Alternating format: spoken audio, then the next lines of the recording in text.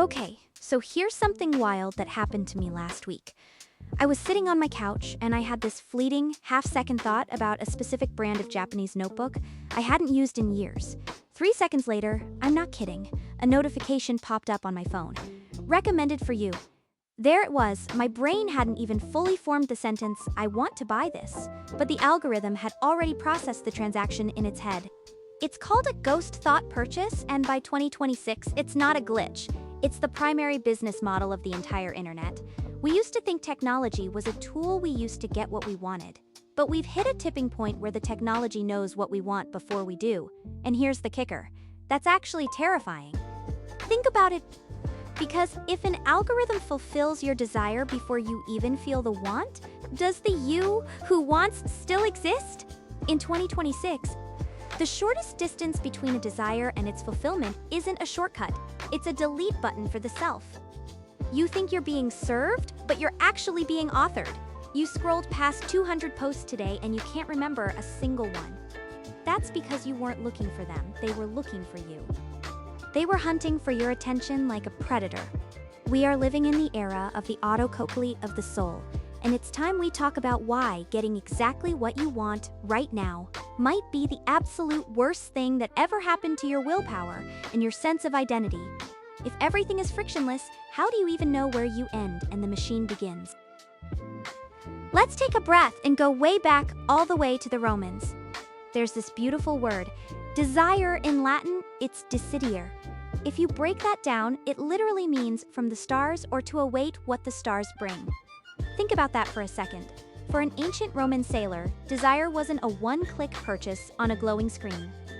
It was the act of standing on a cold wooden deck in the middle of a pitch-black ocean, looking up at the North Star and waiting. It implied a massive physical distance. It required patience. It required a humble realization that there is something greater than you, something far away, and it's going to take time and effort to get there. Longing was born in that space between the eye and the star. But in our world, we've collapsed that space entirely. We've deleted the distance. Everything is instant. But instant isn't just a speed, it's a structural collapse of the human experience. When you remove the waiting, you remove the you that grows during the wait. We've replaced the stars with a predictive loading spinner. Instead of looking up to find our way through the dark, we look down at a screen that tells us where we're going before we've even decided to move. We've traded the vast, beautiful uncertainty of the stars for the cramped, predictable certainty of the feed. And honestly, this completely changed how I think about my boredom. Boredom isn't a bug in the system, it's the distance returning. It's the stars coming back out. When we kill the latency of life, we kill the friction that makes us human. We need that gap. We need that space to wonder. Now, let's get into the heavy stuff, because this is where it gets really real. Martin Heidegger, this legendary German philosopher, had this concept called Gestell or inframing. He wrote this back in the 50s, but it feels like he was looking directly at a 2026 smartphone. He argued that the essence of technology isn't the gadgets themselves. It's a way of looking at the world that treats everything, including you, as a standing reserve of data to be optimized. You aren't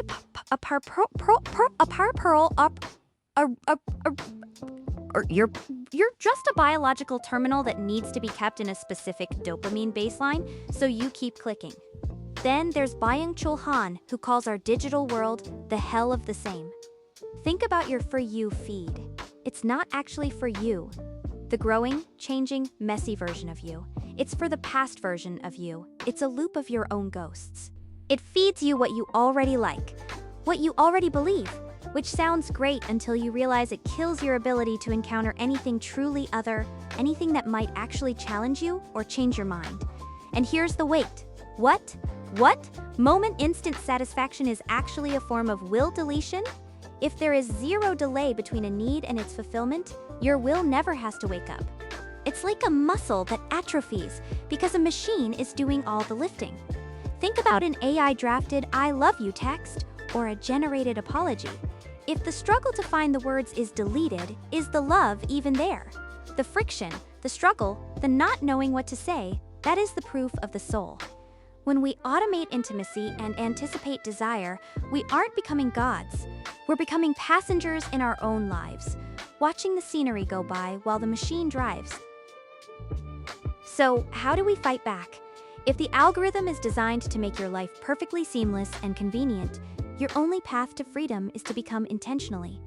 Beautifully, see me, you have to become inefficient. I call this the digital resistance manual. First, the 24-hour friction buffer. Disable every single one-click ordering setting you have right now. If an algorithm suggests something to you, you're legally forbidden from buying it for 24 hours. You have to manually search for it elsewhere on a different platform. Why? Because that manual search reintroduces distance. It wakes up your prefrontal cortex and asks, do I actually want this? Or am I just reacting to a digital stimulus? Second, the algorithmic sabotage walk. Every day, spend 10 minutes searching for something you find incredibly boring or confusing. Search for history of 14th century plumbing or how to knit a sweater for a goat. You're essentially training the algorithm to lose its grip on you. You're breaking the hell of the same by introducing massive amounts of noise into the signal. You're becoming unpredictable. And finally, the morning latency rule. No predictive feeds for the first 30 minutes of your day. None. Zero. Write one sentence that starts with I intend to before you let the algorithm tell you what to think or what to buy. Friction isn't a bug, my friends. It's the only thing keeping you from becoming a biological terminal. We need to reclaim the delay. We need to reclaim the no that makes our yes actually mean something. In a world of infinite yes, the no is your only weapon. Here's the science of joy that the tech companies really don't want you to think about. Robert Sapolsky, the neuroscientist, showed that dopamine doesn't actually peak when you get the reward. It peaks in the anticipation of the reward. It's the maybe that makes your brain light up, not the here it is. So, when AI deletes the waiting, it's actually deleting the neurological source of your joy. By making everything instant, they've flattened our emotional landscape into a gray, nihilistic plateau where nothing feels like it matters. To be human in 2026 is an act of rebellion. It's an act of choosing the long way home. It's choosing the book with the difficult vocabulary that makes you reach for a dictionary. It's choosing the conversation that might get awkward instead of the AI-polished response that keeps things safe. I want to leave you with one question that I've been sitting with all week. Honestly, it's been haunting me. When was the last time you wanted something, I mean truly, deeply, from the stars wanted something that didn't have a tracking number attached to it? When was the last time you let yourself wait for a sign that might never come? When was the last time you were okay with not knowing? Reclaim your soul by choosing the friction. Reclaim the space between the I and the star. Because in that space is where you actually exist. Don't let them auto-complete your life. Stay inefficient, stay messy, and for God's sake, keep looking at the stars because they are still there, even if the screen is trying to hide them.